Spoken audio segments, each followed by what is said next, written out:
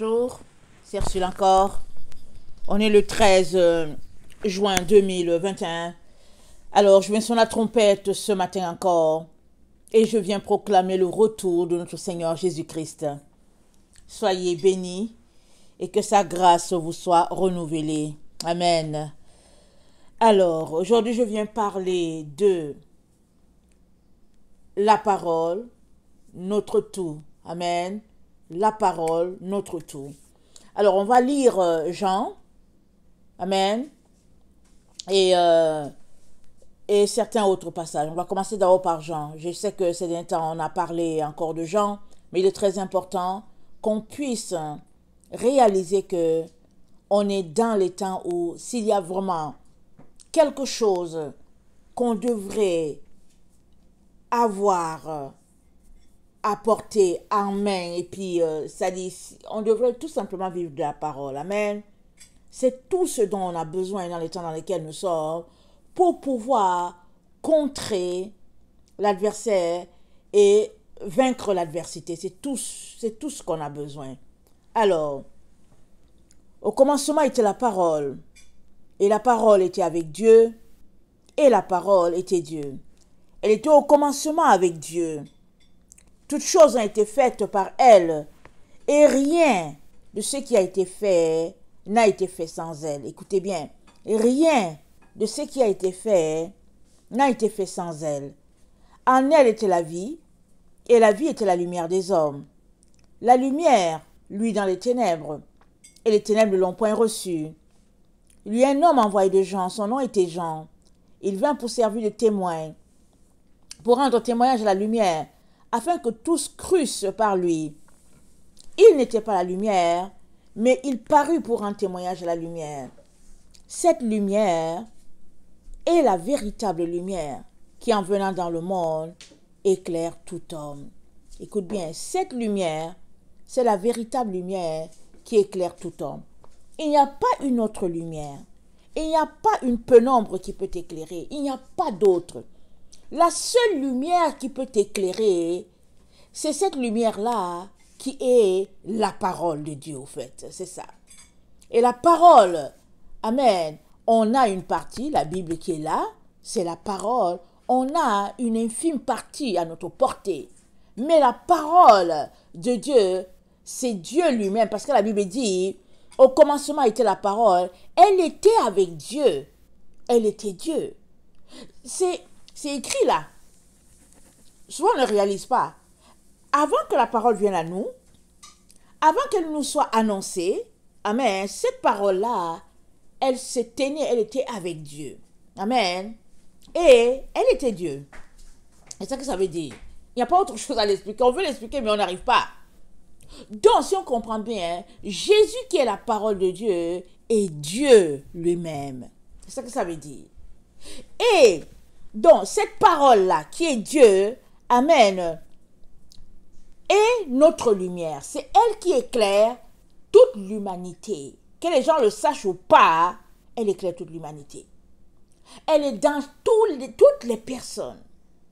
Qu'elles soient en train de faire le mal, qu'elles y excellent, la parole de Dieu, c'est elle qui a créé ces personnes-là.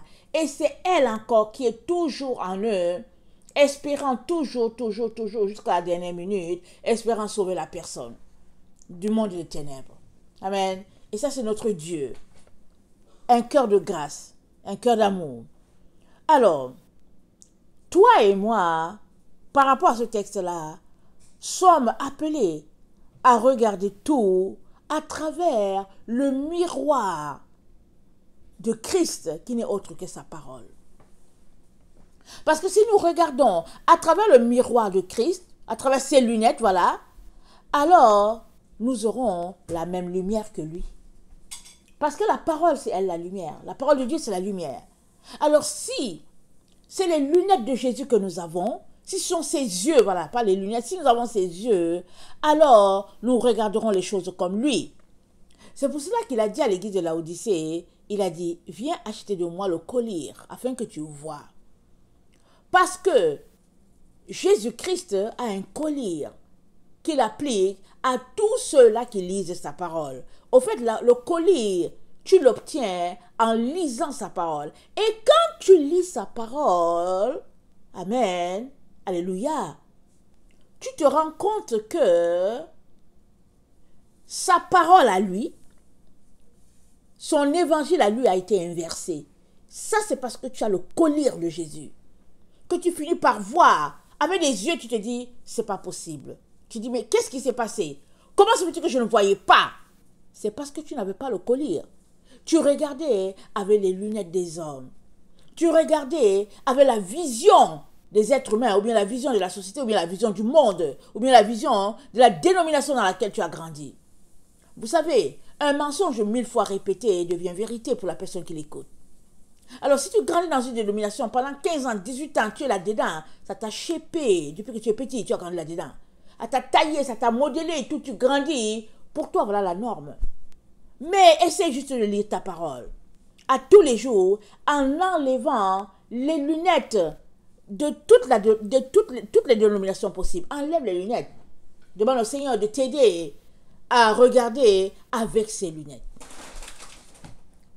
Avant de lire la parole de Dieu, demande à Dieu de t'aider à enlever, prie pour enlever tous les filtres possibles, voilà.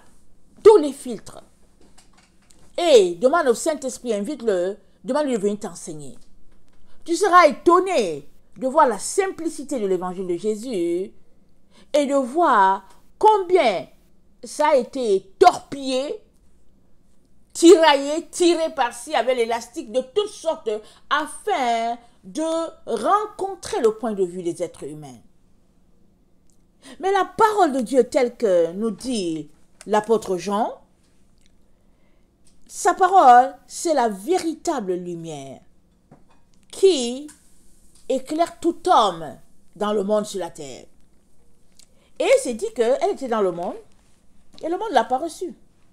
Mais à tous ceux qui l'ont reçu là, cette parole a donné le pouvoir de devenir enfant de Dieu. Si tu as reçu la parole de Dieu, tu es son enfant. Mais quelle parole?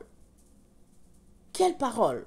La parole de Dieu, telle que Dieu l'a dite, si tu l'as reçue, tu es son enfant. Pas la parole de Dieu que tu reçois, teintée, amen, de l'esprit du monde, d'une organisation, d'une dénomination. Non, pas cette parole-là. La parole pure qui sort de Dieu. Alors, parce que si tu suis Jésus-Christ, amen, alors Jésus-Christ donc est ta lumière, c'est lui que tu suis. Et tu prendras la nature de Jésus parce que tu suis Jésus. C'est-à-dire, tu écoutes sa parole, tu la lis telle que c'est là, sans l'explication du monde, quoi. Tu la lis selon la compréhension du Saint-Esprit. Tu lis cette parole-là, tu la comprends comme le Saint-Esprit aimerait que tu le comprennes. Et tu seras shapé, tu seras taillé selon cette parole-là.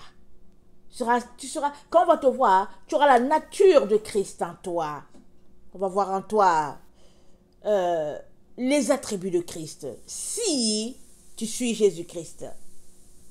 Alors, la seule manière d'être libéré, amen, de notre monde et puis de toutes les valeurs qui y sont, et puis de l'ignorance souvent dans laquelle nous baignons, c'est d'obéir à la parole de Dieu, de mettre en application ce qu'il nous dit. Alors, plus nous faisons cela, amen, mieux l'image de Christ va s'imprégner en nous. Amen. Par exemple, il y a des choses que nous devons faire à tous les jours. Il est déjà mentionné la prière. On ne peut pas s'en départir. Maintenant, on prie combien d'heures, combien de minutes prions-nous? Alors, on peut parler de prière de 30 minutes. C'est déjà un début. Mais on prie tout le temps. On prie sans cesse. Et ta vie devrait être une vie de prière. Tu pries la nuit, tu te réveilles, tu pries dans la journée, tu pries. Peut-être 4 à 5 heures par jour. La prière, c'est important. La lecture de la Bible, c'est important. Tu peux pas passer outre parce que c'est ta nourriture spirituelle. Le jeûne, tu ne peux pas t'en passer. C'est important que tu puisses jeûner, que tu puisses prendre du temps pour jeûner. et puis, comment on appelle ça? Jeûner, consacrer du temps dans le renoncement de la chair, exemple, te priver de nourriture pour apprendre à dépendre totalement du Saint-Esprit et uniquement du Saint-Esprit. Tout le temps, tout le temps. Et puis, évidemment, la louange, ça c'est très important, tu peux pas t'en passer. Et faisant ces pratiques-là, amen, tu vas venir dans une telle communion avec le Père que ta vie sera autre. Amen. Mais tu as besoin de venir. Tu as besoin de prendre ce temps-là. Et Hébreu 1 nous dit, après avoir autrefois à plusieurs reprises et de plusieurs manières parlé à nos pères par les prophètes, Dieu dans ces derniers temps, nous a parlé par le Fils, qu'il a établi héritier de toutes choses, par lequel il a aussi créé le monde. Dieu nous a parlé par le Fils. Ça veut dire que si nous voulons comprendre Dieu, le saisir, on est obligé de passer par le Fils. Et quel Fils? Jésus-Christ. Et quel Jésus? Pas le Jésus de notre monde, là, que les gens ont taillé de toutes pièces, là. Ils ont donné une image selon leur vouloir. Non. Jésus, amen, qui est la parole de Dieu. Jésus, le Fils unique de Dieu. Jésus de Nazareth, Jésus-Christ de Nazareth. Celui-là. C'est dit, Dieu dans ces derniers temps nous a parlé par le Fils. Tu veux connaître Dieu? Tu veux connaître ce qui t'attend?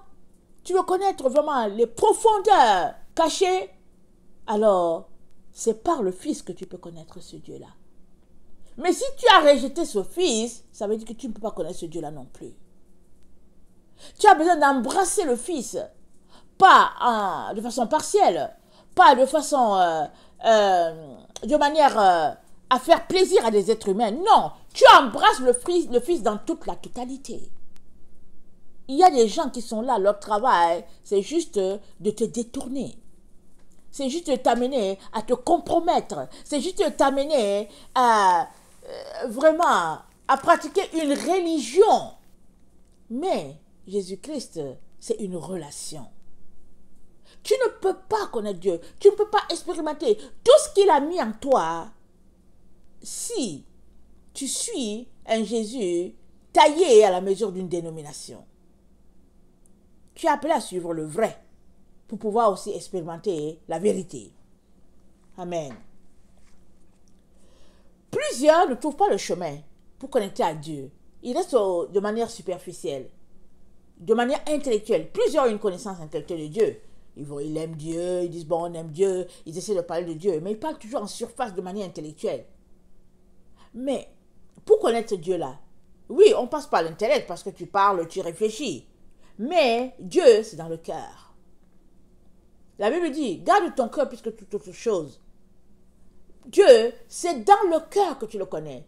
Ça dit, tu l'aimes comme quand tu tombes amoureux, amoureuse d'une personne. Et regardez les personnes qui sont amoureuses. En tout cas, c'est difficile de les raisonner. Quand ils sont vraiment fous d'une personne, en tout cas, ne viens pas te mettre là-dedans. Ils veulent tout simplement être à la personne, veut ou veut pas, et puis qu'il pleuve, qu'il neige et tout. C'est comme ça que notre relation avec Dieu doit être.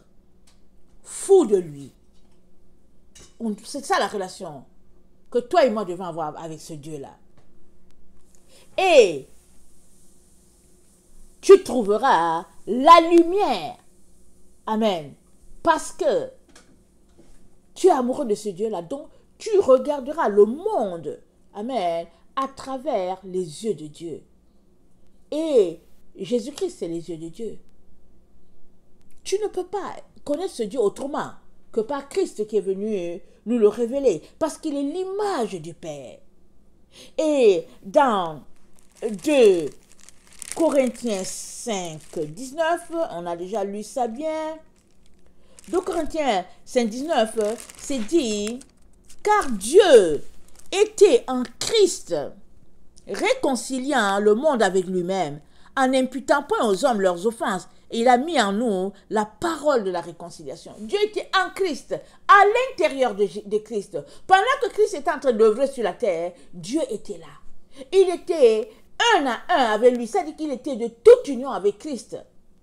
Et il a utilisé Christ pour réconcilier l'humanité avec lui-même.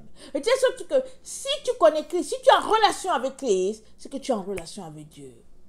C'est ça qu'il est en train de te dire ce matin. Mais es-tu en relation avec Christ? Ou bien es-tu en relation avec une dénomination? C'est ça l'histoire. Beaucoup aiment Dieu et ils ne comprennent pas que les choses dans leur vie piétinent. Ils ne comprennent pas pourquoi ils ne saisissent pas ce qui se passe et tout. Mais c'est parce que tu n'as pas encore connecté à Dieu à travers Jésus-Christ. Tu es au niveau superficiel. Tu regardes peut-être avec des yeux de la société, les yeux d'une dénomination, les yeux du monde, les yeux de tes amis, de ta famille, peu importe. Tu regardes à travers d'autres yeux. Et le Seigneur t'invite à regarder à travers ses yeux à lui. Et il dit que si tu manques de vision, alors viens le voir. Il te donnera son collier afin que tu puisses voir comme lui il voit. Et là tu saisiras qu'au fait, dans le fond, tu n'es pas sur le droit chemin. Tu es juste sur un semblant de chemin où tu crois que Jésus est là, mais ce n'est pas lui. C'est le faux Jésus que tu suis. Tu as besoin de suivre le vrai.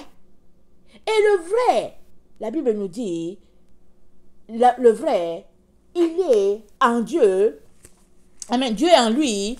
Et il est, comment c'est dit, la vie. Il était la vie et la lumière des hommes. Il est la lumière. Ce vrai-là. Alors, la lumière, c'est quoi? La lumière te transforme. Le vrai Jésus, quand tu es en contact avec lui, tu es transformé. Les gens vont attester que tu es différent. Ils vont attester. Ils vont te donner des étiquettes et tout. Pas grave. Le vrai Jésus te transforme. Tu deviens tout brûlant pour lui, tout feu pour lui. C'est ça que le vrai Jésus fait. Mais le faux, ben voilà. Il te transforme aussi à la manière du monde dans une situation vraiment mi-figue, mi-raisin. Voilà, une situation où on ne sait pas très bien où te placer. Alors quand on te regarde, ben voilà, c'est ça.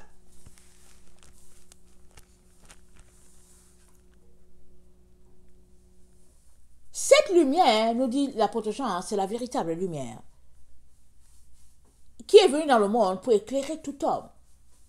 Et dans Hébreux 2, il nous est dit, c'est pourquoi nous devons d'autant plus nous attacher aux choses que nous avons entendues, de peur que nous ne soyons emportés loin d'elles.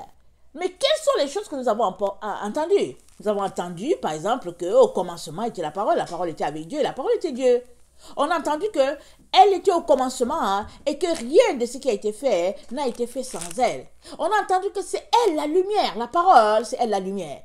Donc, on ne peut pas nous attacher à d'autres choses. Les autres choses seront une fable. On doit s'attacher à ce qui est dit dans la parole. Et le verset 3 d'Hébreux 2 nous dit, comment échapperions-nous en négligeant un si grand salut, qui, annoncé d'abord par le Seigneur, nous a été confirmé par ceux qui l'ont entendu.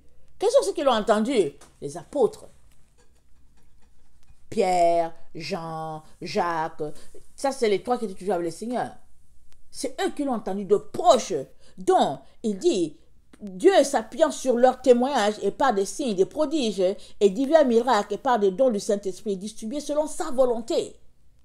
Et l'apôtre, la personne qui a parlé, qui a écrit dans Hébreux, nous dit, comment échapperions-nous si on négligeait ce salut-là, si grand, si extraordinaire? Alors c'est pour cela que l'apôtre Jean nous dit dans 1 Jean, il nous dit, ce qui était dans le commencement, ce que nous avons entendu, ce que nous avons vu de nos yeux, ce que nous avons contemplé et que nos mains ont touché concernant la parole de vie, il dit, car la vie a été manifestée.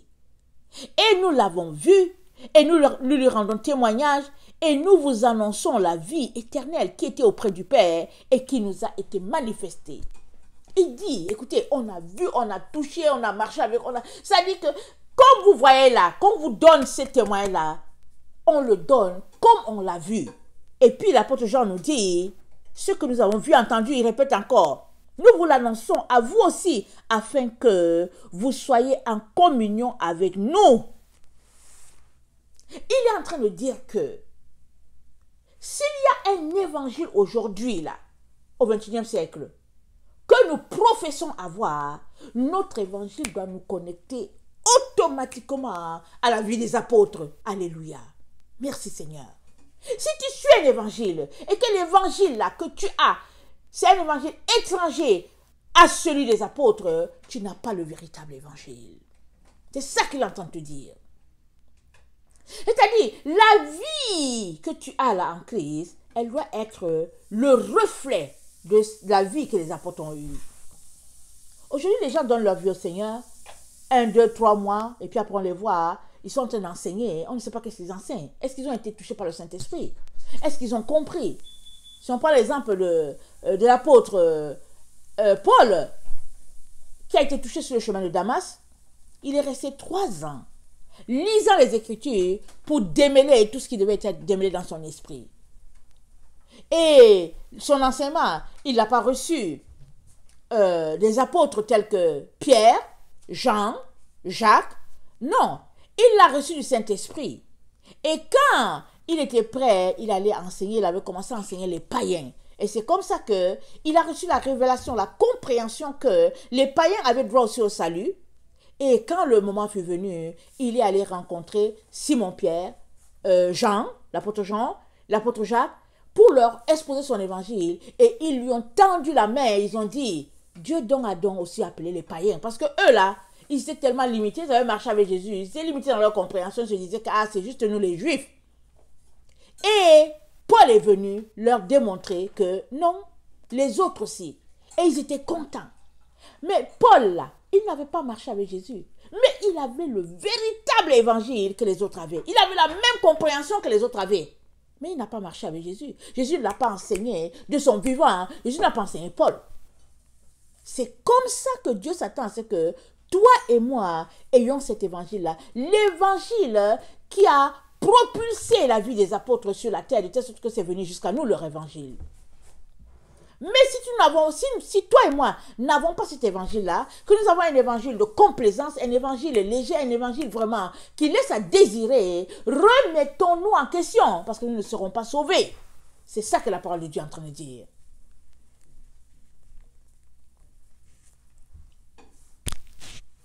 Acte 14.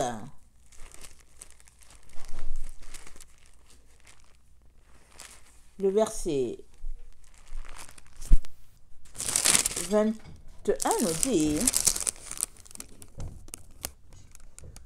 quand ils eurent évangélisé cette ville et fait un certain nombre de disciples, ils retournèrent à Lystre, à Icône et à Antioche, fortifiant l'esprit des disciples et les exhortant à persévérer dans la foi, et disant que c'est par beaucoup de tribulations qu'il nous faut entrer dans le royaume de Dieu. Amen, alléluia.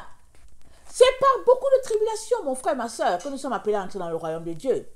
Mais là où tu es là, est-ce que tu connais la tribulation? Est-ce que tu es prêt même à l'accepter, à l'intégrer dans ta vie? Parce que ce qu'ils ont vécu, nous sommes appelés à le vivre. Ce n'est pas parce qu'on vit dans un siècle de modernisme, un siècle où la technologie est high et élevée, un siècle où vraiment on n'a pas besoin de grand-chose. C'est à peine s'ils n'ont pas encore créé une machine où, peut-être même que ça existe et que je ne sais pas, tu entres juste dans la machine, te laves et puis tu sors. On est vraiment dans une société où on ne fait pas grand-chose, si bien qu'on ne s'imagine pas être persécuté, être dépossédé de tout à cause de Jésus. Mais ici, les apôtres, amen, ici ça parle de Paul, hein, ils étaient à Derbe. Amen, c'est Paul et qui encore? Je ne sais pas si c'est Paul et Silas, mais toujours est-il que il fortifiait les disciples et il leur enseignait, il les exhortait à persévérer dans la foi et il leur disait que c'est avec beaucoup de tribulations qu'il faut entrer. Pourquoi? Parce que la tribulation, c'est ça qui nous épure. C'est ça qui nous purifie et qui nous rend vraiment ressemblant à Christ, et c'est ça qui nous permettra d'entrer. Parce que les épreuves que Dieu permet dans notre vie, c'est pour nous épurer. C'est pour pointer à tel aspect qui n'a pas été, on vient demander pardon, et puis on peut suivre le chemin déjà tracé. Amen. Par le Saint-Esprit, afin que nous puissions le prendre, afin d'arriver au bout. Mais si ça n'entre pas dans notre compréhension, dans notre schéma, il est important qu'on vienne devant Dieu. Dans les pleurs, dans la crainte, dans les tremblements, vraiment demandant au Seigneur de nous aider. De nous aider. Parce que il n'y aura pas une autre justice. C'est la même justice là devant Dieu. Et il y a un canevas qui a été établi. Donc quand Dieu va regarder, est-ce qu'il a fait la chose ou bien il ne l'a pas fait? Est-ce qu'il a réussi ou bien il n'a pas réussi? Dieu le regarde à travers sa parole qu'il nous a laissée. Alors, c'est dit que nous jugerons les anges. Ça veut dire quoi? Ça veut dire que nous devions avoir une conduite vraiment passée au pain fin par l'Esprit de Dieu. Nous devions avoir été purifiés de telle sorte que, amen, on soit capable de juger ceux-là qui ne sont pas restés fidèles, qui n'ont pas persévéré dans la parole. Parce que la parole de Dieu, les anges l'ont entendue avant nous. Et comme je l'ai dit dans une vidéo hier, il y a un tiers qui a été écarté. Et nous aussi, nous l'entendons. Qu'est-ce que nous en faisons? Parce que chacun passera ce test-là pour pouvoir déterminer finalement qui il écoute et de quel côté il se trouve. Ça, c'est très important. Et Apocalypse 1, le verset 9 nous dit, « Moi Jean, votre frère, qui est part avec vous à la tribulation et au royaume de la persévérance, en Jésus, j'étais dans une île appelée Patmos, à cause de la parole de Dieu et du témoignage de Jésus. Moi Jean, votre frère, et qui est part avec vous à la tribulation. » Il s'annonce comme ça. Il dit, j'ai part avec vous à la tribulation. Mais ils étaient contents de souffrir pour Christ. L'histoire a dit qu'il y a un missionnaire américain qui allait en Chine. Alors, il allait en Chine et vraiment, il était touché par la souffrance des Chinois. Et puis, il pleurait. Et puis, vraiment, c'était difficile parce qu'il trouvait que ce peuple-là, il souffrait beaucoup, mais ils étaient persévérants. Alors, les Chinois lui disent, mais attends, qu'est-ce qui se passe? Est-ce que tu peux nous parler de comment ça se passe chez toi? Il dit que non, chez nous, vraiment, il n'y a pas tout ça. Vous vivez, c'est vraiment difficile ce que vous vivez. Et les Chinois lui disent, ok, si chez vous, là, il n'y a pas de souffrance, mais comment vous faites alors pour avoir la foi en Jésus? Bonne question, n'est-ce pas? Mais comment vous faites? Parce qu'il ne peut pas avoir de foi sans tribulation, sans souffrance. Waouh! Quelle leçon ils ont donné à ce monsieur-là. C'est lui qui a témoigné de ça, qui a mis ça sur écrit. Ça lui a beaucoup parlé. J'ai déjà vu des chrétiens, quelque part, désirer la souffrance. Je les ai vus. Ils désiraient la souffrance et ils sont venus plonger leurs pieds dans de l'eau glacée. Ils voulaient la souffrance. Alors, ils essayent de mettre leurs pieds dans l'eau glacée pour savoir qui va rester longtemps les pieds dans l'eau glacée.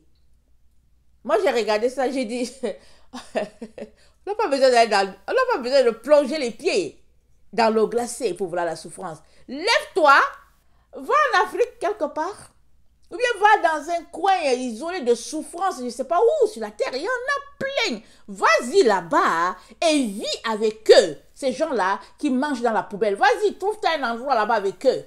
Dors comme eux dans les huttes et puis dans les endroits, les maisons en plastique et puis en tôle, je ne sais pas quoi, et puis les maisons en carton. Vas-y là-bas, tu sauras ce qu'est la souffrance. Tu n'as pas besoin de plonger tes pieds dans l'eau glacée parce que ça va juste durer 1 minute. Ta souffrance à toi, c'est une souffrance d'1 minute. Une souffrance de 5 minutes et puis tu restes et tu sors de là, tu dis, ah ouais, c'est pénible. Oh non, ça, c'est pas la souffrance. Ce n'est pas la souffrance parce que tu peux faire sortir ton pied. Mais retrouve-toi dans cette souffrance-là que tu ne peux rien. Même faire sortir le pied, tu ne peux rien. Tu es là tellement en train d'agoniser que finalement, c'est un ange qui vient t'aider. C'est ça qu'on appelle souffrance. C'est-à-dire, tu acceptes le chemin du Seigneur et lui-même trace ton chemin parce qu'il sait ce qu'il veut épurer en toi. Alors il te dit, ok, prends tes bagages, vas-y dans un coin en Mongolie ou bien lève-toi et puis vas-y dans un coin isolé du Mali ou bien je sais pas où. Alors tu te lèves, tu vas avec ton sac à dos, tu arrives, la chaleur et puis il ne te donne rien, il n'y a personne pour te soutenir. Il n'y a pas de missionnaire, il n'y a pas une équipe en arrière de toi qui te soutient. Alors tu verras c'est quoi la souffrance. Sur un sol étranger. Et puis pire encore, souvent le Seigneur va faire que dans la nuit, quand tu es couché là tranquille, les gens vont venir voler tes affaires. Et puis voilà, te voilà. Tu n'as rien. Sur un terrain étranger, tu dois évangéliser. Tu dois prêcher, tu dois manger. Et voilà. Et là, tu sauras c'est quoi, hein, souffrir, c'est quoi être étranger. Et tu sauras, tu entendras la voix de Dieu. Alors, moi qui pars avec vous, Jean, on l'a envoyé, amen, sur l'île de Patmos. Il paraît que quand t'envoyais là-bas, tu ne pouvais pas revenir. Et Jean, il était l'apôtre de l'amour. Il était tellement rempli d'amour qu'il ne mourrait pas. On réussissait, plusieurs disciples de ses confrères sont morts, mais lui, il ne mourrait pas. Ils l'ont envoyé là-bas à Patmos. Ils ont dit, il va mourir. Et là-bas, il a eu encore la révélation. Jésus est venu le fortifier. Et c'est là-bas qu'il a reçu le livre d'Apocalypse. Et il nous parle donc. Il dit, je pars avec vous à la souffrance, à la tribulation. En Jésus, il dit, qui a part avec vous à la tribulation, au royaume et à la persévérance. Toi et moi sommes appelés à persévérer coûte que coûte. Et la souffrance, ça commence où? Ça commence d'abord par les membres de notre famille, s'ils ne sont pas chrétiens. Notre famille d'abord biologique. Après, ça peut être notre famille d'église, ça peut être nos amis. Mais tu dois persévérer. Tu ne vas pas rester là pour dire, ok, ils ont dit que oui, allons-y dans telle direction, tu t'en vas aussi. Tu n'as pas Jésus. C'est eux que tu as, mais tu n'as pas Jésus. Parce que si tu avais Jésus, tu devrais être de ceux-là qui leur diraient, mais non, on ne peut pas faire ça. Ok, vous y allez. Non, moi je suis mon Jésus. Tu persévères. À quoi? À la parole de Dieu. C'est à la parole de Dieu que tu persévères. Pas la parole d'un être humain. Pas la parole d'une dénomination. Pas la parole d'un groupe donné. Non, tu persévères par rapport à cette parole-là. Alors, j'entendis derrière moi une voix comme le son d'une trompette qui disait, ce que tu vois, écris-le dans un livre, envoie-le aux 7 églises, à Éphèse, à Smyrne, à Pergame, à Thyatire, à Sardes, à Philadelphie et à Laodicée. Je me retournai pour connaître quelle était la voix qui me parlait, et après m'être retourné, je vis 7 chandeliers d'or. Je vais m'arrêter là. Je vis 7 chandeliers d'or. Ok, excusez-moi. Et au milieu de 7 chandeliers, quelqu'un qui ressemblait à un fils d'homme, vêtu d'une longue robe et ayant une ceinture d'or sur sa poitrine. Je vais sauter et je vais aller au verset 17. Quand je le vis, je tombai à ses pieds comme mort. Il posa sur moi sa main droite en disant, « Ne crains point, je suis le premier et le dernier. Et le vivant, j'étais mort et voici, je suis vivant au siècle des siècles, je tiens les clés de la mort et du séjour des morts. » Amen. Ne crains point, Jésus te dit ce matin. Ne crains point ce que tu vas souffrir. Ne crains point ce que les amis vont te faire vivre. Ne crains point ce que ce groupe de personnes va te faire. Ne crains pas. Toi, persévère seulement. Pourquoi? Parce que Jésus-Christ est celui qui tient les clés de la mort et du séjour. Il est celui-là, il dit, je tiens les clés de la mort et du séjour des morts. Il dit, j'étais mort et voici, je suis vivant au siècle des siècles. Jésus-Christ est vivant plus que jamais. Et il est le seul capable de te tirer de cette terre-là. Parce qu'il nous a dit, mais qui échappera? Il a dit, veillez, priez sans cesse, afin qu'il vous soit donné d'échapper et de paraître debout devant le Fils de l'homme. Qui échappera? Celui-là qui persévérera dans la parole, la véritable parole. Amen. Celui-là, il sera sauvé. Amen. Alors, ne crains point, mon frère, ma soeur, ne crains point, ne crains point, persévère seulement. Laisse-les, ils n'ont qu'à t'insulter, laisse-les. Parce qu'une fois que tu as goûté là, Jésus, non, non, tu ne peux pas reculer. Une fois que tu as goûté là, tu sais que, ouf, en tout cas, il n'y a pas de nourriture qui peut te bloquer, il n'y a pas d'amis, il n'y a rien qui peut te bloquer, il n'y a pas d'argent, il n'y a pas de situations qui peuvent t'empêcher. Si tu n'as pas goûté, alors on comprend que tu peux te compromettre. Mais quand tu as goûté là, tu ne peux pas te compromettre. Amen. Que le Seigneur te fortifie et qu'il te donne de persévérer, d'aller jusqu'au bout. Parce que c'est là que se trouve la victoire. C'est là que tu auras ta couronne. C'est là que tu auras ta robe. Amen. Que le Seigneur nous bénisse tous. Amen. Béni soit son nom. Amen et amen. Voilà, je vous aime beaucoup. Et Dieu davantage. Maranatha. Jésus revient.